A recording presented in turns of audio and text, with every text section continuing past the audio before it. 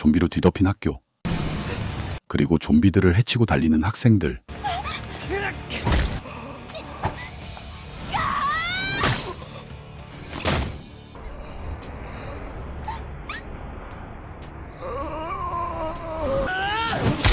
도대체 이 학교에선 무슨 일이 일어났던 걸까요?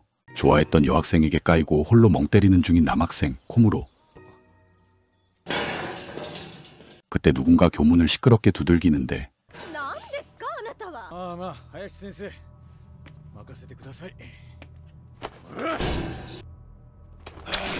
순식간에 교사는 남자에게 물려버리고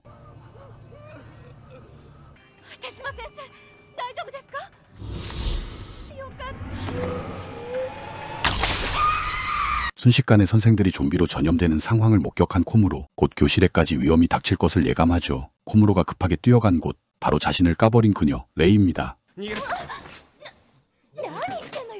질퍽하게 구는 듯한 코무로가 짜증나는 레이. 하지만 레이의 현 남친 히사시는 학교에 무슨 일이 생겼음을 직감합니다.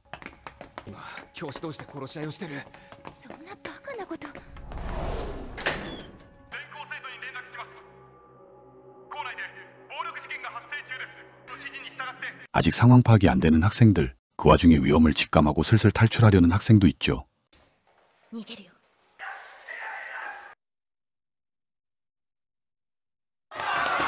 이제 아수라장이 펼쳐집니다.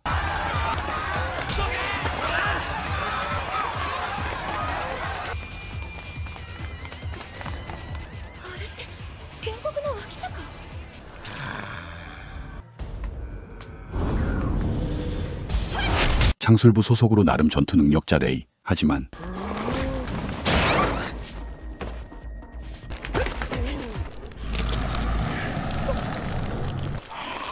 남친 히사시가 레이를 구하려다 물려버리고 맙니다.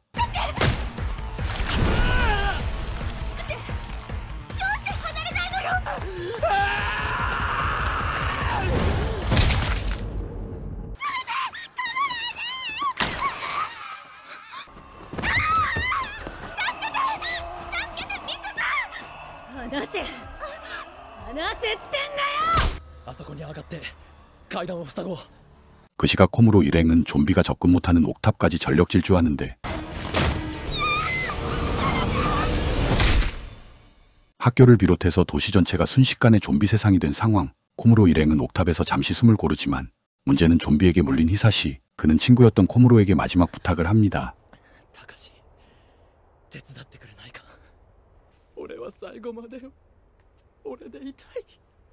코무로는 알고 있죠. 물린 사람은 이내 좀비가 된다는 것을. 친구의 마지막 부탁을 들어주기로 합니다.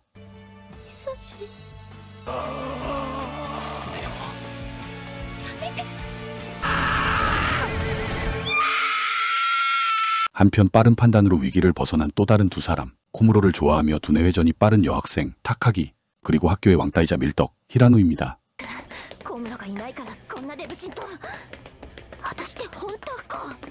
그렇게 어울리지 않게 원팀이 되어 공구실에 피신한 두 사람. 이제 예상 못한 히라노의 반전이 시작됩니다.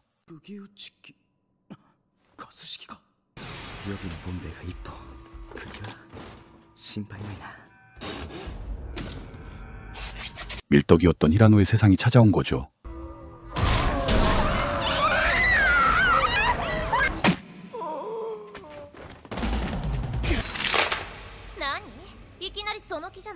그 시각 또 다른 생존자가 숨어있는 보건소. 아직 상황 파악 못하고 있는 어리버리 보건교사 마리카와입니다.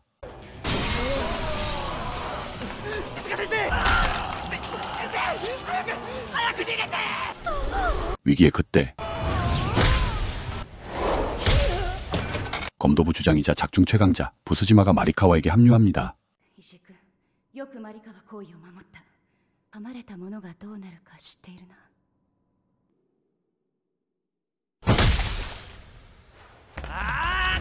어느새 호흡이 맞춰진 코무로와 레이가 서로를 지켜주며 앞으로 나아가고 부스지마와 마리카와 역시 학교 밖을 향합니다. 한편 히라노와 타카기 커플. 타카기는 무언가의 중요한 사실을 알아내는데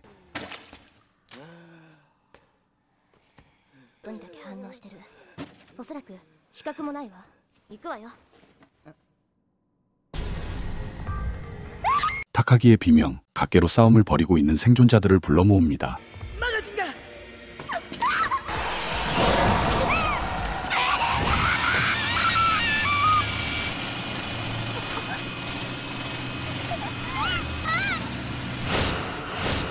그렇게 앞으로 함께 헤쳐나갈 동료들이 한자리에 모입니다. 똑똑하지만 멘탈이 약한 타카기, 최강 전투력의 부스지마, 띨빵하지만 중요할 때 역할을 해줄 보건교사 마리카와 빠삭한 밀리터리 이론의 밀떡 히라노, 코무로가 사랑했던 레이, 그리고 그녀에게 버림받았던 코무로까지 그렇게 생존팀이 결성됩니다. 行くぞ。無理に戦う必要はない。連中、音にだけは敏感よ。 그들의 목표는 운동장에 세워진 학교 버스, 버스로 향하는 도중에 또 다른 생존자 일행들을 발견합니다.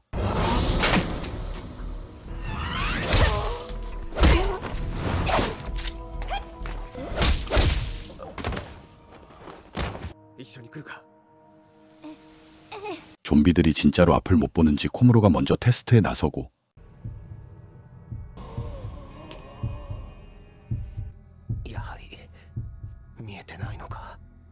테스트 끝. 이제 조용히 빠져나가기만 하면 되는데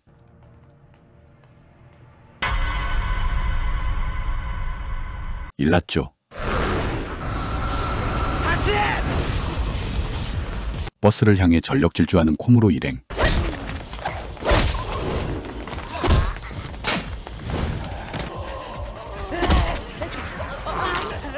하지만 뒤늦게 합류한 생존자들은 하나둘 낙오하고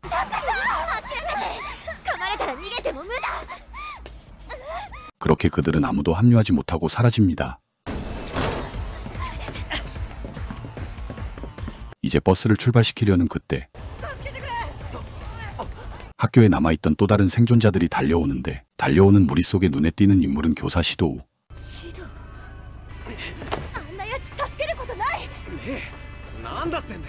시도우의 합류를 반대하는 레이, 이유가 있었죠.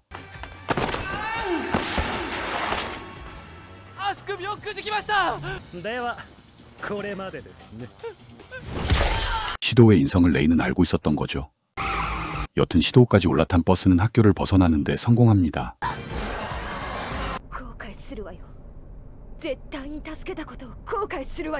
레이의 불행한 예감은 곧바로 닥칩니다.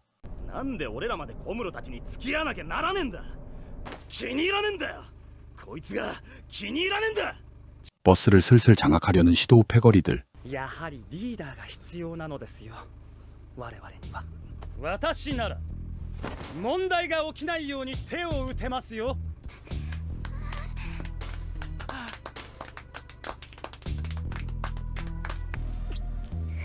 더 이상 꼴을 못 보는 레이가 결국 버스를 이탈합니다.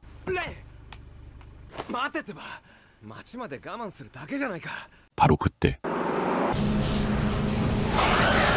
좀비에게 점령당한 버스가 그들을 덮치고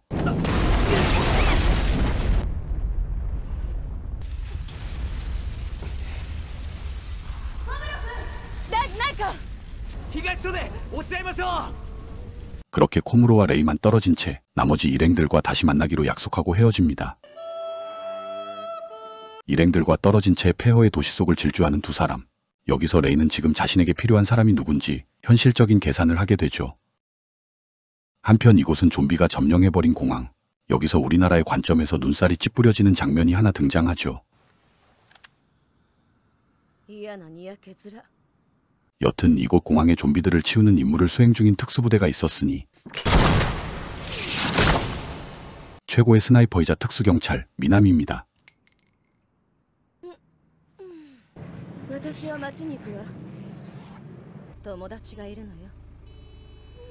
그 시각 버스의 분위기는 점점 이상하게 돌아가는데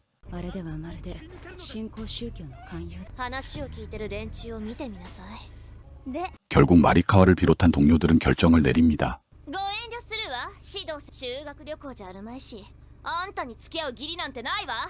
과연 시도의 대답은?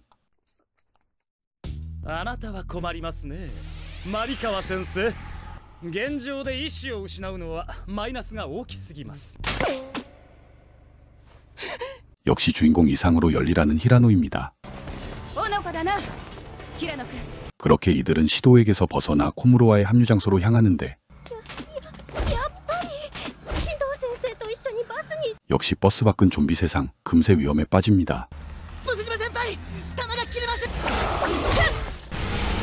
위기 상황에서의 가장 큰 불안 요소는 전투력 제로의 타카기와 마리카와죠. 때마침 도착합니다. 코무로와 레이.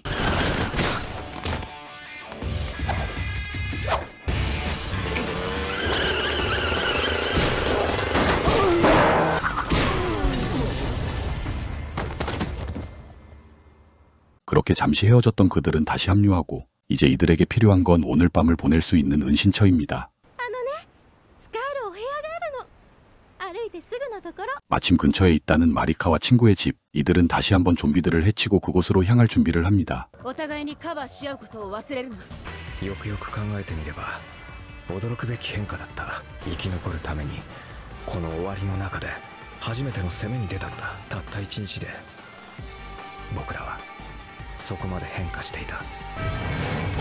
그렇게 좀비들을 해치고 도착한 마리카와 친구의 집. 그런데 이게 웬걸. 갖가지 무기들이 집안 한가득. 그 집의 주인은 바로 특수경찰 미남이었던 거죠. 여튼 하루 종일 좀비에게 쫓기던 그들에게 주어진 하룻밤의 휴식. 그날 밤 레이는 계속 고민했던 생존을 위한 결정을 내리는데 그 선택은 바로 자신의 생존에 필요한 남자 코무로였죠. 그렇게 남친이 죽은 지 하루 만에 레이는 생존을 위해 코무로로 갈아탑니다.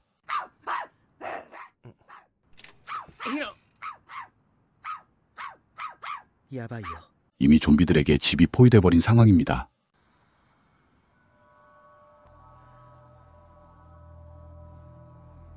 그때 코무로는 망원경으로 좀비들에게 쫓기는 어느 부녀를 발견하는데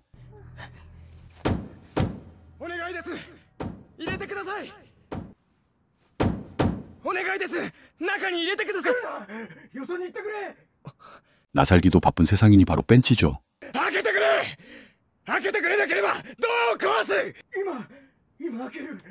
결국 마지못해 문이 열리는데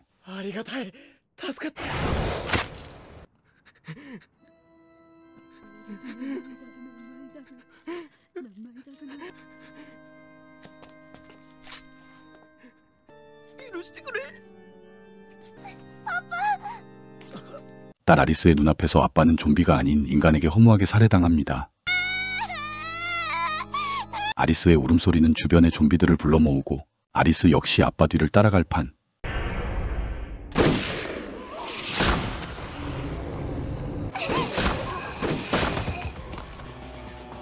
이들이 그냥 두고 볼 리가 없죠. 지금까지는 스스로를 지키기에도 벅찼지만 이제 누군가를 구할 수 있다는 것에 그들은 자랑스러워합니다.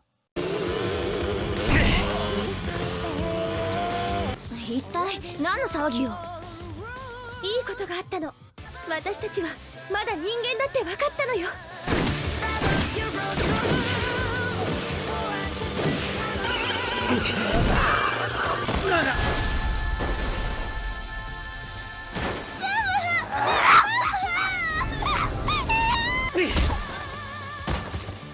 よく頑張ったな。お兄ちゃん後ろ。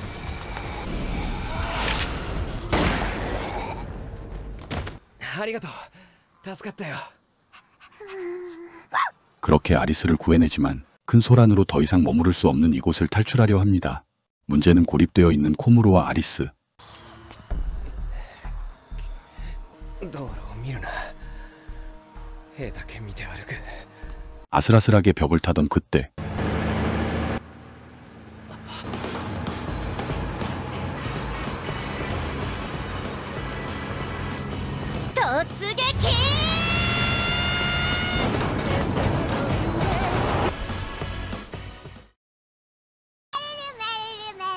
그렇게 로리 캐릭터 추가라는 감독의 의도대로 아리스가 새로 일행에 합류하죠. 위기를 넘긴 이들이 가장 먼저 떠올린 건 아무래도 부모의 생사. 그 첫 번째를 타카기에게 가장 먼저 양보하고 그렇게 일행들은 타카기의 집으로 향합니다. 気づいてる？何をだ？夜が明けてからまだ一度も出くわしてないわ。 하루가 지났을 뿐인데 오랜만인 듯한 평화로움. 하지만 그것도 잠시 다시 시작됩니다. やつらです。距離右前方300。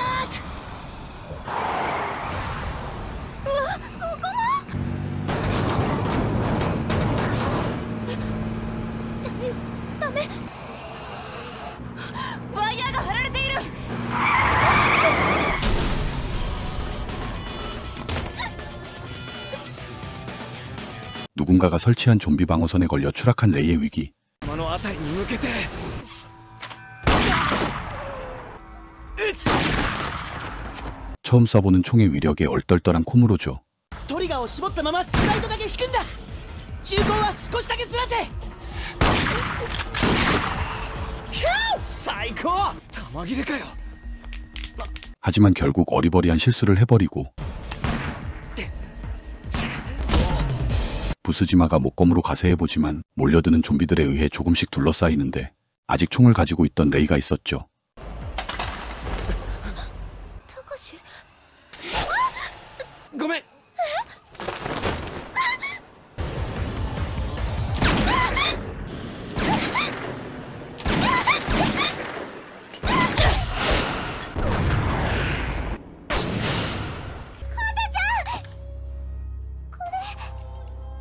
아리스 버프를 제대로 받은 히라노. みんなやっつけてやる。 그리고 전투력 제로지만 타카기도 동료를 위해 가세합니다. 하지만 몰려드는 좀비들의 숫자는 점점 불어나고 여기에 총알도 바닥난 최악의 상태. 그때 코무로가 좀비들을 유인하기 위해 목숨을 걸고 달리고 小室君私も付き合う 코무로의 의도를 알아챈 부스지마도 그와 함께 하려 합니다. こっちに来い ほらこっちだ早く来い 소리로 좀비를 유인하려는 코무로. 하지만 まだ奴らが 전투불능의 레이와 타카기 그리고 총알이 바닥난 히라노에게 좀비들은 점점 다가갑니다. ワイヤーの向こうへジャンプだ。すぐに行くから。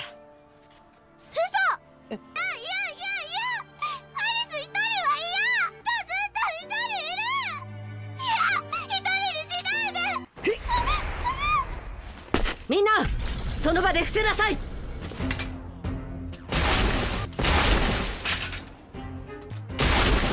갑자기 등장한 정체모를 사람들이 이들을 구해주는데 ところを助けていただいてありがとうございます当然です娘と娘の友達のためなのだから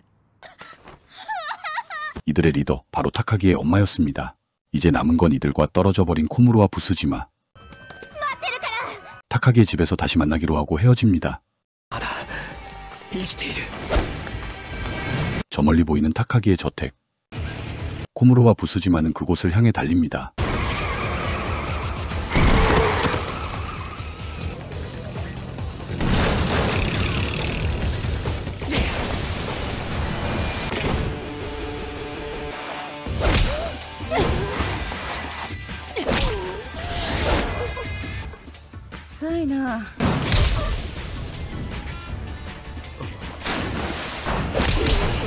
거침없이 때려 부수는 부스지마. 그런데 그녀 앞에 좀비가 된 아이들이 가로막고 아이들 앞에서 칼을 든 스스로의 모습에 멘탈이 무너집니다. 그렇게 부스지마의 멘탈 붕괴로 그들은 더 이상 나아가지 못한 채 어느 신사에 머물게 되는데 思い出してしまったのだ4年前夜道で男に襲われたそれは閲楽そのものだった 과거 치안에게 당할 뻔했던 어린 부스지마. 하지만 그 치안을 반죽여 놓는 와중에 쾌감을 느끼는 자신의 성향을 발견한 것. 本当に楽しくてたまらなかった 그것이 지금 그녀의 전투력의 원천이지만 아이들 때문에 무너진 것이었죠. 真実の私ブス島冴子の本質なのだ 평소 그녀를 동경했던 코무로, 그리고 자신을 긍정해준 코무로에게 부스지마는 무장해제와 함께 드디어 기다렸던 선을 넘어버리고 맙니다. 離りの音でなのかいやそんなはずは 여전히 전투의지를 상실한 부스지마. サエコさん小村君たとえお前がどれほど汚れていようとお前を最高の女だと信じ抜いてやるだから死ぬな 이젠 연인이 된 코무로의 맹세와 함께 그녀는 다시 부활합니다. ありがとう嬉しいよタカシ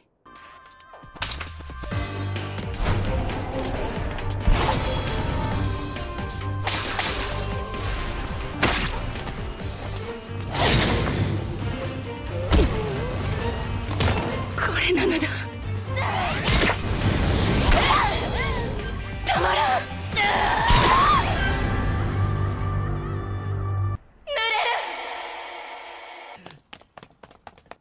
私責任取ってくれるね。 望むところ。 그렇게 하룻밤 만에 많은 일을 겪은 두 사람은 서로를 의지하는 사이가 되고 뒤늦게 타카기의 집에 합류합니다. 영주의 후손이자 세력가 집안의 딸 타카기의 저택 코무로 일행은 이곳에서 보호받으며 잠시의 평화가 찾아오는데 バカ野郎。よって手伝いますよ。いいっていいって。大人の仕事。 그랬죠. 날고기였던 코무로였지만 어른이 보기엔 아직 어린 고딩이죠. おいおい。にがいじっていいものじゃないぞ。よ 히라노 역시 어린애 취급당하긴 마찬가지. 타카기가 가장 먼저 안 좋은 상황임을 감지합니다. 그때 한 무리의 부대가 순찰을 마치고 돌아오는데 あれはそう 등장합니다. 카리스마 넘치는 타카기 집안의 우두머리 타카기의 아빠 소이치로입니다. この男の名は土井哲太郎。私の親友でもある。救出活動の最中仲間を救おうとし、いや彼は人ではない。だからこそ 자신을 섬기던 부하라도 얄짤없는 인물이죠. 生き残りたくば戦え。 왠지 불안한 아버지의 등장. 여기에 타카기가 우려했던 일까지 터집니다. こういうご時世だ。それだけの武器を独り占めしちゃいけない。 히라노의 전부인 그의 무기들을 어리단 이유로 빼앗기려는 상황이죠. こうなったら子供のわがままになど構っていられるか。 바로 그때 総帥。この子供が銃をおもちゃと間違えているので。少年直樹子。ヒラの顔だ。終わっても銃は渡さぬつもりか。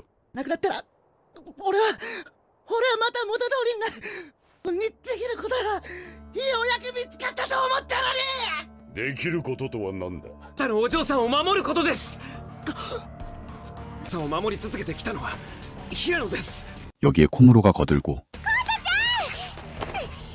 彼の勇気は自分も目にしております。私もよパパ。 이미 코타는 없어서는 안 될 소중한 멤버가 된 거죠. いなければ私は今頃動く死体の仲間よパパ。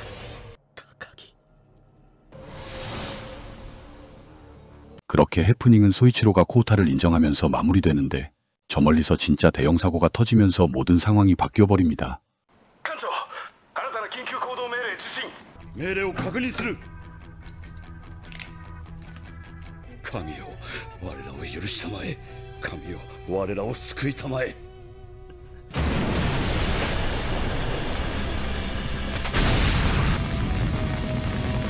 바로 핵잠수함이 일본 한복판에 핵미사일을 날려버린 것. 하지만 핵미사일은 지상에 도달하지 못한 채 대기권에서 폭발해버리고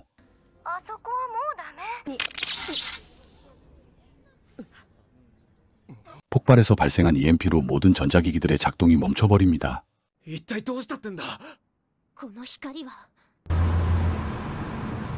こんな時に演出となんて冗談じゃありませんよ。 버스로 이동하던 시도우 일행.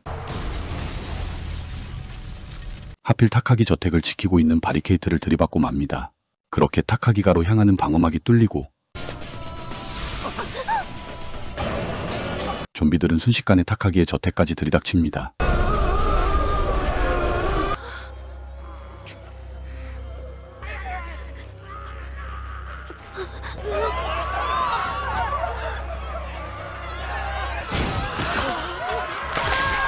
胸のあたりを狙って撃つ。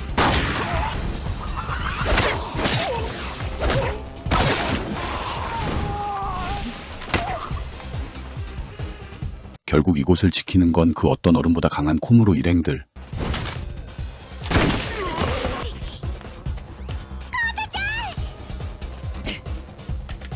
하지만 몰려드는 좀비 떼들의 저택은 점령당해 버리고 소이치로는 마지막 결단을 내립니다. 平野君、娘を頼む。 코타를 남자로 인정한 소이치로. お行きなさい。 딸과 함께 코타 일행들을 탈출시키고 최후의 전투를 준비합니다. ダイナマイトを投げよう。行くぞ。うわー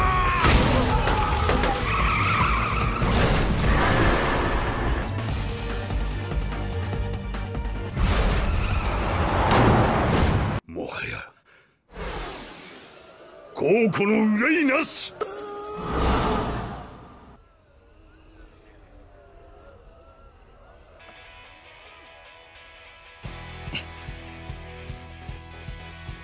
本当にめんどくさいよ。 지금에야 흔한 게 좀비 아포칼립스물이지만 원작 코믹이 발행된 당시에는 보기 드물었던 장르의 선구자적인 작품이죠. 지금까지 학원 묵시록 하이스쿨 오브 더 데드의 스토리 리뷰였습니다. 그럼 전 다음 영상으로 다시 찾아뵙겠습니다. 오늘도 감사드립니다.